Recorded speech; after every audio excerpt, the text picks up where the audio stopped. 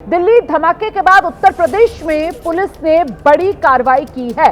UP police ने कुछ लोगों को हिरासत में लिया है। सूत्रों के हवाले से मैं आपको बड़ी जानकारी दे रही हूं। डॉक्टर शाहीन जो लखनऊ की ही रहने वाली बताई जा रही है, जिसको कल गिरफ्तार कर लिया था, डॉक्टर शाहीन से पूछताछ करने के बाद कुछ और लोगों को भी हिरासत में लिया गया है। ये जानकारी सामने आ रही है। यूपी पुलिस ने कुछ लोगों को हिरासत में लिया है। डॉक्टर शाहीन को भी हिरासत में लिया गया है। डॉक्टर शाहीन से भी पूछताछ की जा रही है। सीधे आपको लेकर चलेंगे, हमारे साथ हमारे सहयोगी विवेक इस वक्त लखनऊ से जुड़ गए और जरा विवेक से जानते हैं। विवेक, आज सुबह हमने देखा था लखनऊ में डॉक्टर परवेज अंसारी के घर पर भी टीम पहुंची थी, छापेमारी हुई थी। डॉक्टर परवेज अंसारी घर पर नहीं मिले थे। अभी का अपडेट क्या है? कौन कौन लोग, क्या जानकारी, क्या नाम सामने आ रहे हैं जिन्हें लखनऊ में हिरासत में लेकर पुलिस पूछताछ कर रही है? विवेक,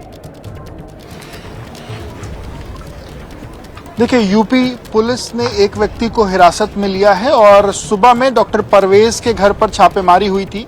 एक सोर्स बेस्ड ये जानकारी निकली थी कि लालबाग में 121A एक मकान नंबर है, जहां पर जो संभवतः शाहीन का मकान हो सकता है। हालांकि हम उस मकान पे मौके पर पहुंचे हुए हैं और ये मकान ही वो मकान है जिसके बारे में चर्चा की जाती है। लेकिन हमने इस मकान में जो लोग मौजूद थे उनसे बातचीत की, जो परिजन अंदर मौजूद है उनसे बातचीत की। उनका कहना है कि वो किसी भी शाहीन को नहीं जानते। उन्होंने फोटो भी देख करके मना किया और वो किसी भी इस तरीके की तस्वीर से इनकार कर रहे हैं। तो फिलहाल जो सोर्स बेस्ड जानकारी थी उस पर यहाँ के लोग उस बात को लेकर के इनकार कर रहे हैं। लेकिन पुलिस अलग अलग चीजों को लेकर के तफ्तीश कर रही है और वो देखना होगा कि क्या, हालांकि पुलिस को अभी यहाँ आने की पुलिस की अभी तक जानकारी नहीं है। लेकिन उत्तर प्रदेश में एक व्यक्ति को हिरासत में लेकर पूछताछ की बात की पुष्टि जो है जरूर सीनियर अधिकारियों ने करी है।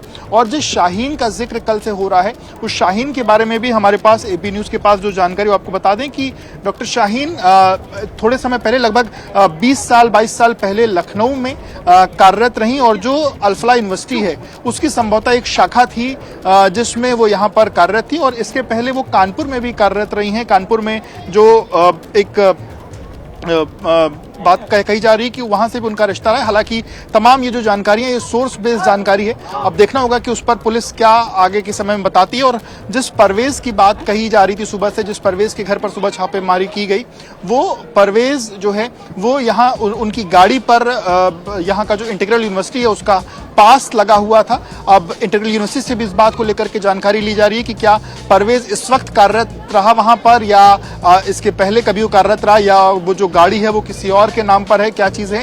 ये तमाम जानकारियां अभी तमाम उधड़बुन के बीच में है। तमाम जो तफ्तीश है वो जारी है। पर यह है कि लखनऊ पुलिस, यूपी ATS, इसके साथ साथ जम्मू कश्मीर पुलिस इस वक्त उत्तर प्रदेश में उसकी आमद हो चुकी है। उत्तर प्रदेश में अलग अलग जगहों पर छापेमारी चल रही है। जिस परवेज के घर पर सुबह छापेमारी हुई थी वहां पर जम्मू कश्मीर पुलिस भी गई थी, यूपी ATS भी गई थी, यूपी पुलिस भी गई थी। करीब 35 से 40 की संख्या में पुलिस की फोर्स थी जो लगभग 4 घंटे परवेज के आवास पर रही और वहां पर उसके घर का ताला तोड़ करके वहां पर छापेमारी की, अलग अलग चीजों की जांच पड़ताल की और उसके बाद 4 घंटे बाद वहां से निकल गई। उसके बाद एक चर्चा हुई कि लखनऊ का जो लालबाग क्षेत्र है, जहां पे कल शाहीन को लेकर के इंफॉर्मेशन आई थी कि लालबाग क्षेत्र में शाहीन हो सकती है, शाहीन का जो आवास है वो होता है, वो था। और उसको लेकर के एक और जानकारी आई संभवतः एक मकान नंबर की, पर जब हम उस मकान पर पहुंचे तो वो मकान फिलहाल शाहीन का नहीं है। अन्य चीजें पुलिस फिलहाल जांच कर रही है और जांच में और चीजें निकल के सामने आएंगी तो हम अपने दर्शकों को तमाम और चीजें बताएंगे। पर फिलहाल बताइए मुझे कि उत्तर प्रदेश लखनऊ में तो ये छापेमारी हुई है, इसके अलावा डॉक्टर आदिल जो पश्चिमी उत्तर प्रदेश सहारनपुर से गिरफ्तार किया गया, क्या उत्तर प्रदेश के कुछ और शहरों में भी छापेमारी की जा रही है, दबिश दी जा रही है? और ये डॉक्टर्स, ये व्हाइट कॉलर टेररिज्म का एक तरीके से क्लासिक केस है। मैं इसको बार बार दोहरा रही हूं क्योंकि जितने अभी तक युवा सामने आ रहे हैं, जितने चेहरे, जितने किरदार अभी तक इस दिल्ली कार धमाके मामले में सामने आए हैं, सब पढ़े लिखे हैं, ज्यादातर डॉक्टर्स हैं।